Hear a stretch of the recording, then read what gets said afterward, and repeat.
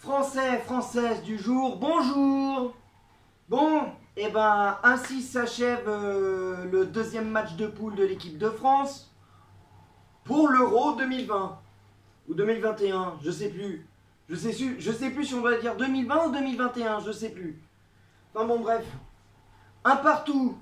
Bon, on prend un point, on passe premier provisoirement, mais bon, c'était la Hongrie en face. Je ne comprends pas comment on peut prendre que un point face à la Hongrie.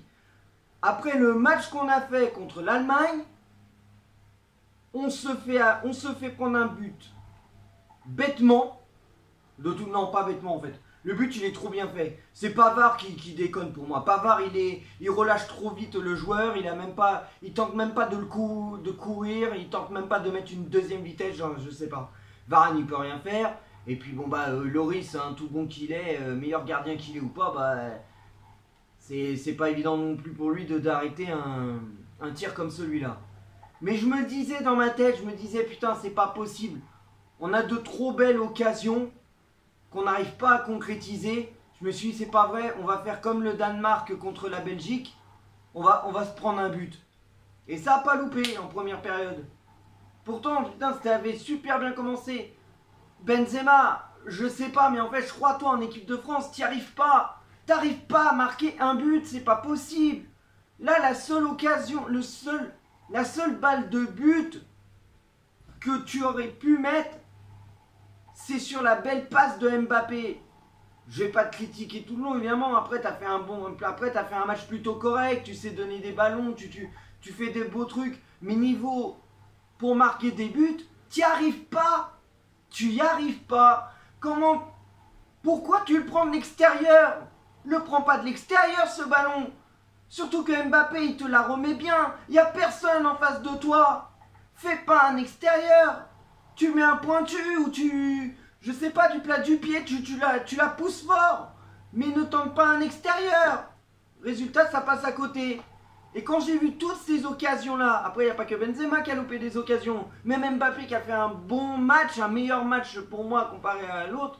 Bon, contre l'Allemagne, il a fait un bon match après vers la fin. Mais en première période, il a été bon. Il a loupé des occasions aussi. Je me suis dit, c'est pas possible, on va se prendre un but. Et puis ça n'a pas loupé. À la dernière minute de la première période, on se prend le but. Je me dis, putain, c'est pas possible, ça commence bien. Je me suis dit, c'est pas vrai. Après la deuxième période, pareil, ça pousse, mais pas plus que ça. C'est la Hongrie qui joue leur jeu, c'est normal. En phase 2, ils ont les champions du monde en titre. Ils veulent pas perdre. Ils veulent essayer de remporter ces 3 points. Bon, là maintenant ils ont un point, c'est quand même ça pour eux.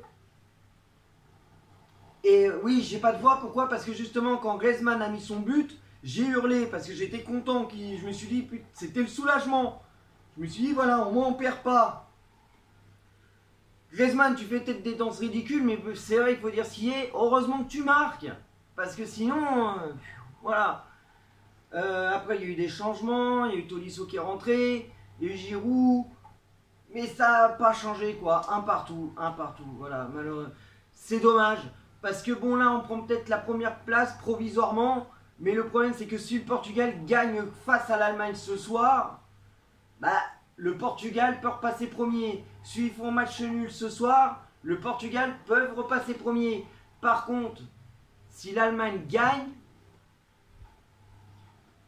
non seulement on reste devant le Portugal, mais il va falloir faire très attention à ne pas perdre contre le Portugal. Il ne faudra surtout pas perdre.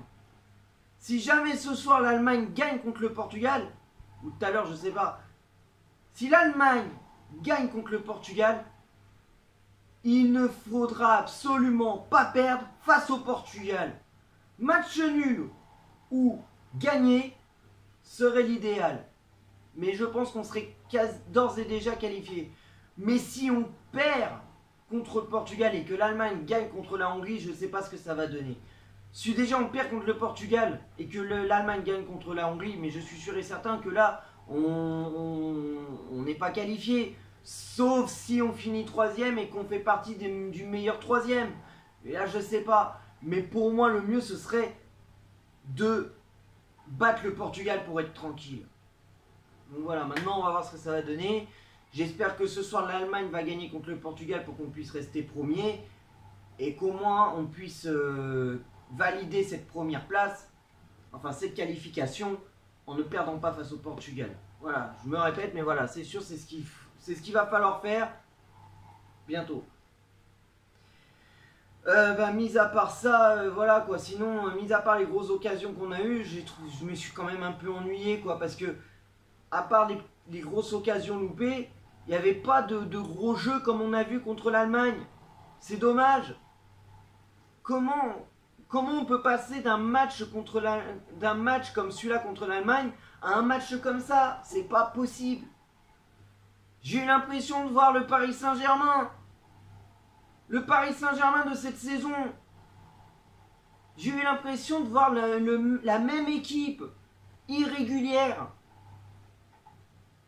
Non, franchement, là, je comprends pas. C'est bien, on perd pas. C'est bien, on récupère un point, ce qui nous permet de passer premier et d'essayer de se qualifier, ce qui est quasiment faisable, ce qui est quasiment presque sûr. Mais bon, voilà, quoi, ça fait peur. On est censé être les favoris, mais on se fait peur face à la Hongrie. Donc voilà. Maintenant on va voir ce que va faire l'Allemagne comme je dis. Et puis après on va attendre le match contre le Portugal. Et puis espérons que cette fois ce sera sûr et certain qu'on validera cette place et qu'on validera notre qualification pour ensuite continuer l'aventure. Et espérons que cette fois pour les matchs à élimination directe ce soit beaucoup mieux. Déjà que ce soit beaucoup mieux contre le Portugal. Bon allez, que l'amour du maillot reste avec vous les amis et allez la France!